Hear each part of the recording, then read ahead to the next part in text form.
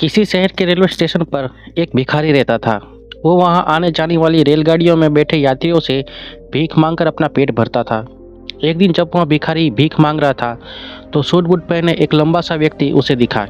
उसने सोचा कि ये व्यक्ति बहुत अमीर लगता है, इससे भीख मांगने पर मुझे जरूर अच्छे पैसे देगा।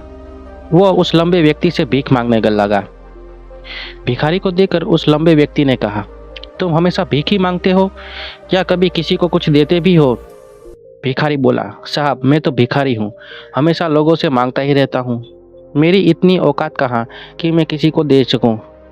लंबा व्यक्ति बोला, जब किसी को कुछ दे नहीं सकते तो तुम्हें मांगने का भी कोई हक नहीं है।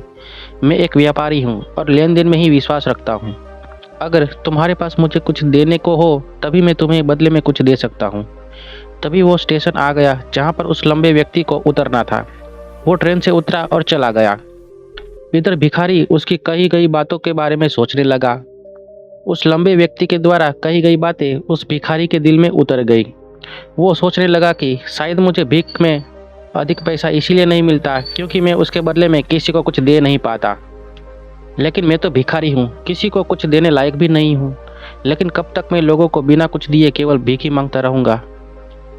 बहुत सोचने के बाद उस भिखारी ने निर्णय किया कि जो भी व्यक्ति उसे भीख देगा उसके बदले में वो उस व्यक्ति को कुछ जरूर देगा। लेकिन अब उसके दिमाग में ये प्रश्न चल रहा था कि वो खुद भिखारी है तो भीख के बदले में वो दूसरों को क्या दे सकता है।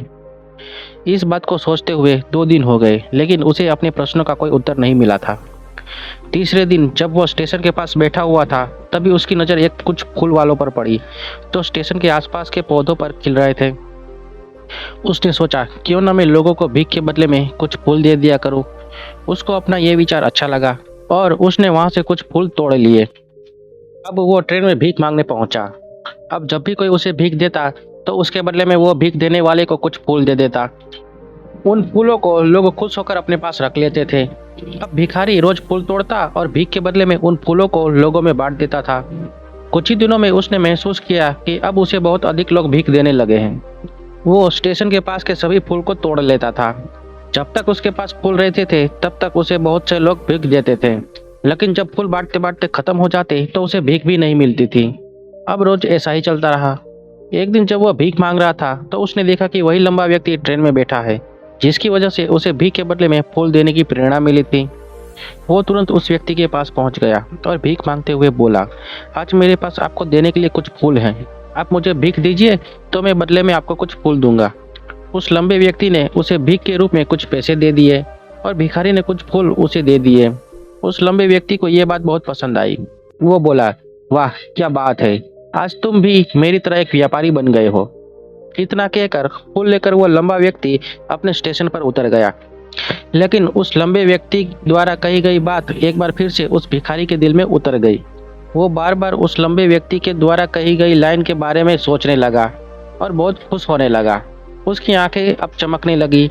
उसे लगने लगा कि अब उसके हाथ सफलता की चाबी लग गई है जिसके द्वारा वह अपने जीवन को बदल सकता है। वो तुरंत ट्रेन से नीचे उतरा और उत्साहित होकर बहुत तेज आवाज में ऊपर आसमान की तरफ देखकर बोला, मैं भिखारी नहीं हूँ, मैं तो एक व्यापारी हूँ। मैं भी उस लंबे व्यक्ति जैसा बन सकता हूँ, मैं भी अमीर बन सकता हूँ। लोगों ने उसे देखा तो सोचा कि शायद वह भिखारी पागल हो गया है और अगले दिन से वो भिखारी उस स्टेशन पर फिर कभी नहीं दिखा। लेकिन 6 महीने बाद इसी स्टेशन पर 2 व्यक्ति सूट बूट पहने यात्रा कर रहे थे। दोनों ने एक दूसरे को देखा तो उनमें से एक ने दूसरे से हाथ मिलाया और कहा, क्या आपने मुझे पहचाना? दूसरा व्यक्ति बोला, नहीं, क्योंकि मेरे हिसाब से हम लोग पहली बार मिल रहे हैं। पहला व्यक्ति बोला, नहीं, आप याद कीजिए, हम पहली बार नहीं बल्कि तीसरी बार मिल रहे हैं। दूसरा व्यक्ति बोला, मुझे याद नहीं, वैसे हम पहले 2 बार कब मिले हैं? अब पहला व्यक्ति मुस्कुराया और बोला, हम पहले भी 2 बार इसी ट्रेन में मिले थे। मैं वही भिखारी हूँ जिसको आपने पहली मुलाकात में बताया कि मुझे जीवन में क्या करना चाहिए और दूसरी मुलाकात में बताया कि मैं वास्तव में कौन हूँ। दूसरा व्यक्ति मुस्कुराया और अचंभित होते हुए बोला, ओह याद आया, तुम वही भिखारी हो जिसे मैंने एक बार भीख देने से मना कर दिया था और दूसरी बार मैंने तुमसे कुछ फूल खरीदे थे। लेकिन आज तुम ये सूट बूट में कहाँ जा रहे हो और आजकल क्या कर रहे हो? तब पहला व्यक्ति बोला, हाँ मैं वही भिखारी हूँ, लेकिन आज मैं फूलों का एक बहुत बड़ा व्यापारी हूँ और इसी व्यापार के काम से दूसरे शहर जा रहा हूँ। कुछ देर रुकने के बाद वो फिर बोला, आपने मुझे पहली मुलाकात में प्रकृति का यह नियम बताया था, जिसके अनुसार हमें तभी कुछ मिलता है जब हम कुछ देते हैं। लेने देने का यह नियम वास्तव में काम करता है। मैंने यह बहुत अच्छी तरह महसूस किया है, लेकिन मैं खुद को हमेशा भिखारी ही समझता रहा। इससे ऊपर उठकर मैंने कभी सोचा ही नहीं। और जब आपसे मेरी दूसरी मुलाकात हुई तब आपने मुझे बताया कि मैं एक व्यापारी बन चुका हूँ। अब मैं समझ चुका था कि वास्तव में एक भिखारी नहीं बल्कि व्यापारी बन चुका हूँ। मैंने समझ लिया था कि लोग मुझे इतनी भीख क्यों दे रहे हैं, क्योंकि वह मुझे भीख नहीं दे रहे थे, बल्कि उन फूलों का मूल्य चुका रहे थे। सभी लोग मेरे फूल खरीद रहे थे, क्योंकि इससे सस्ते फूल उन्हें कहाँ मिलते। मैं लोगों की नज़र में एक छोटा व्यापारी था, लेकिन मैं अपनी नज़र में एक भिखारी ही था। आपके बताने पर मुझे समझ में आ गया कि मैं एक छोटा व्यापारी हूँ। मैंने ट्रेन में फूल बांटने से जो पैसे इकट्ठे किए थे, उनसे बहुत से फूल खरीदे और फूल का व्यापारी बन गया। यहाँ के लोगों को फूल बहुत पसंद है और उनकी इसी पसंद ने मुझे आज फूलों का एक बहुत बड़ा व्यापारी बना दिया है। दोनों व्यापारी अब खुश थे और स्टेशन आने पर साथ उतरे और अपने अपने व्यापार की बात करते हुए आगे बढ़ गए।